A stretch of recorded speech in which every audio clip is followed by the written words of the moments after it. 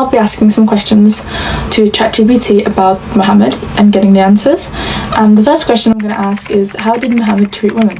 That's something that's... Muhammad's relationships with women were complex and varied. He is known to have treated his wives with respect and love, and he also advocated for women's rights in general. For example, he spoke out against the practice of female infanticide, and he gave women the right to inherit property and to divorce their husbands. That's actually... However, Muhammad's views on women were also shaped by the cultural context of his time. He believed that women should be modest and obedient to their husbands, and he allowed men to have up to 4 wives. Scholars have different interpretations of Muhammad's treatment of women. Some believe that he was a progressive figure who improved the lives of women in his society. Others argue that his views on women were ultimately patriarchal. Well, from that, that makes me believe, of course, that regarding the allowing men to have up to 4 wives and stuff like that, I believe that is a product of Prophet Muhammad's time, so I owe no ill judgment towards him, but the fact that he's known to have treated his wives with respect and love and advocated for men's rights in general, that makes me really surprised, because it's rare that you hear prophets of that time or infamous political figures or anyone of that sort actually having that said about them way back then. So that does say a lot about Muhammad's progressiveness. I was really happy with that answer.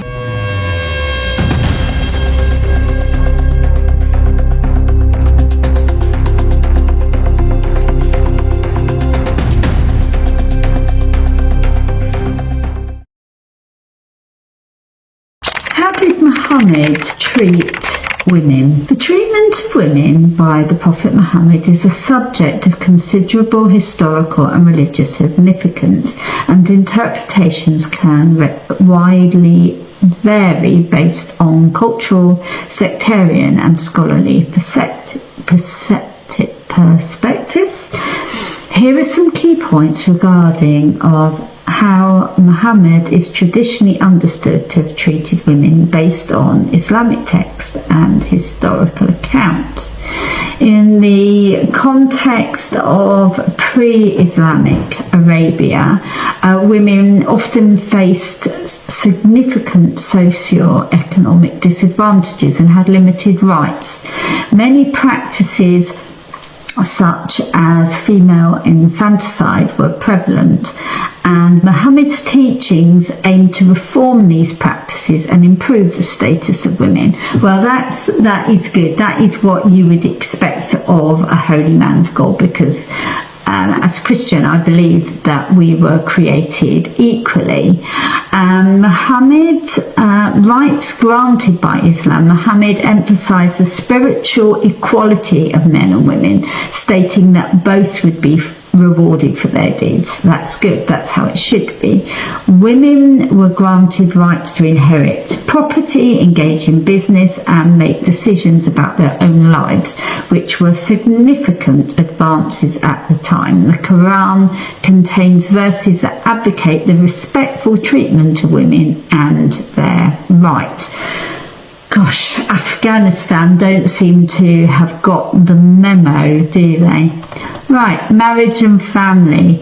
Muhammad advocated for the fair treatment within marriage. He encouraged kindness and respect towards wives and emphasised the importance of mutual consent in marriage. He also condemned practices such as forced marriages.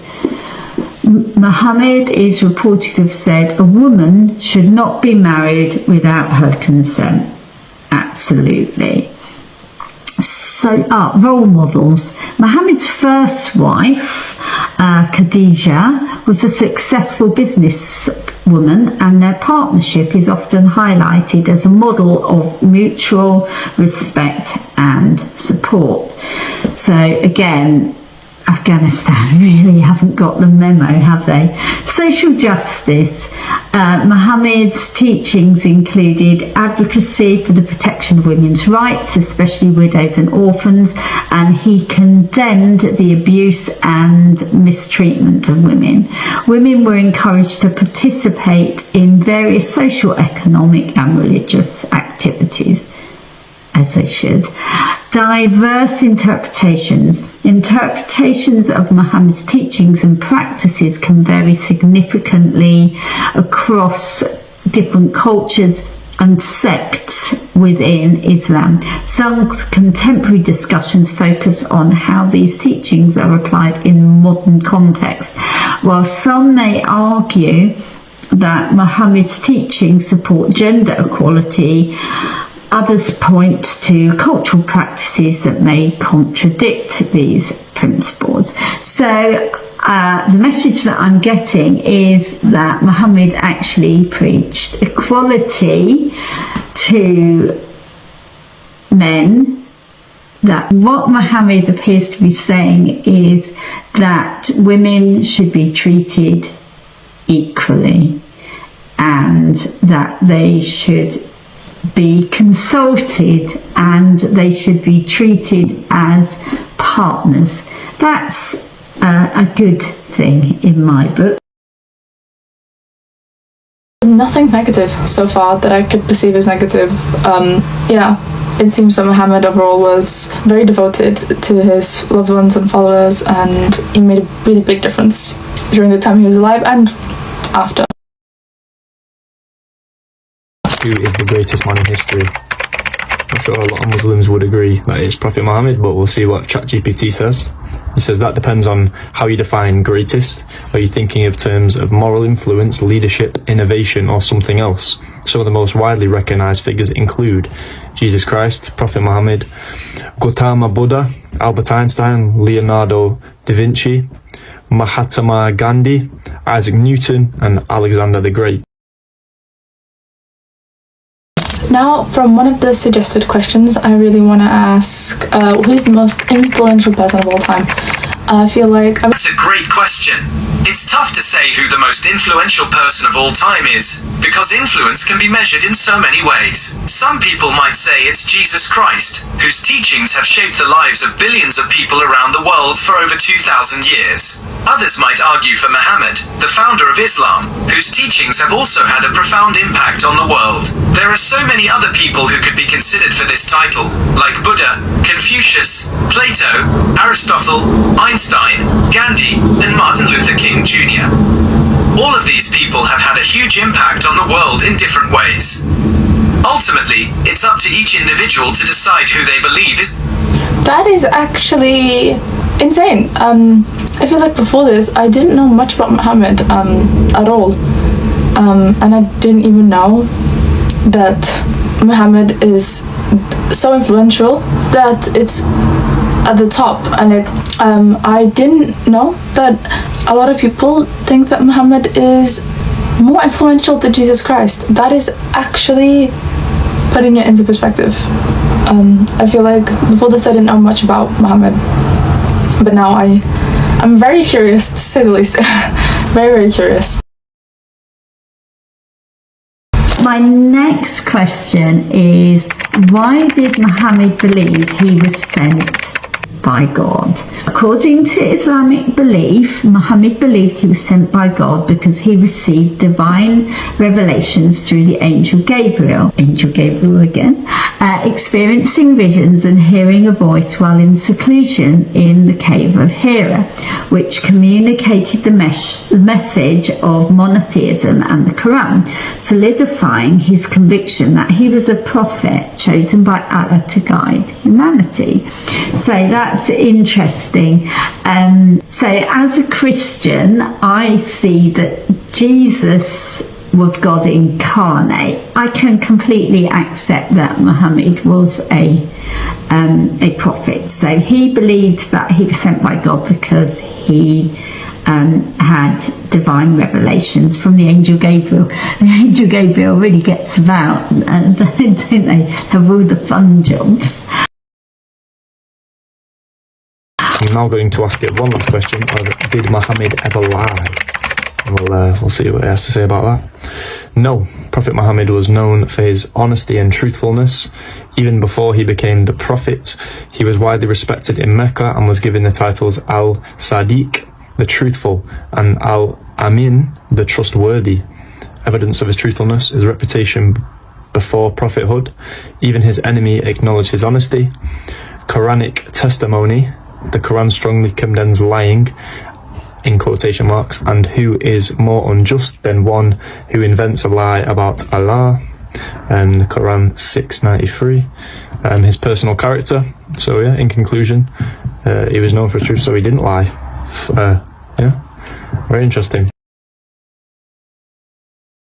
The last question I'm going to be asking is something that I've actually been thinking about whilst I was watching this video, and it is, what did Prophet Muhammad do that was progressive? So I want to know about all the progressive... Taught that women are equal to men. The Quran says that men and women who do good deeds will be rewarded equally. Taught that slavery is wrong. The Quran says that slaves should be treated kindly, and that it is better to set them free. Taught that people of all races are equal. The Quran says that all people are created from a single pair of parents, and that no one race is better than another. Taught that it is important to seek knowledge. The Quran says that people should seek knowledge from all sources, and that those who have knowledge are better than those who do not. Taught that it is important to be tolerant of other religions. The Quran says that there is no compulsion in religion, and that people should be free to choose their own faith. Right, that was actually a perfect answer. That's honestly what I was looking for.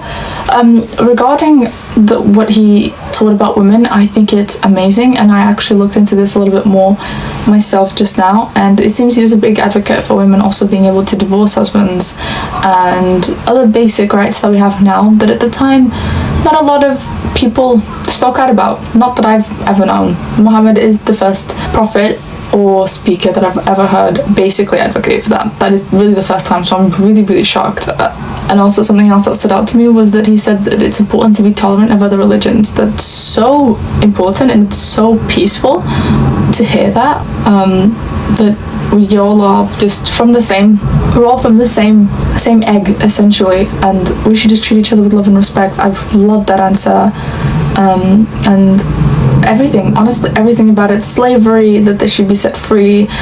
10 out of 10 answer. I'm really shocked at how progressive these answers have been. Why do Muslims love their prophet so much? Muslims love Prophet Muhammad deeply because of his character, sacrifices and role as a guide from Allah. Here's why. He was the best example of morality.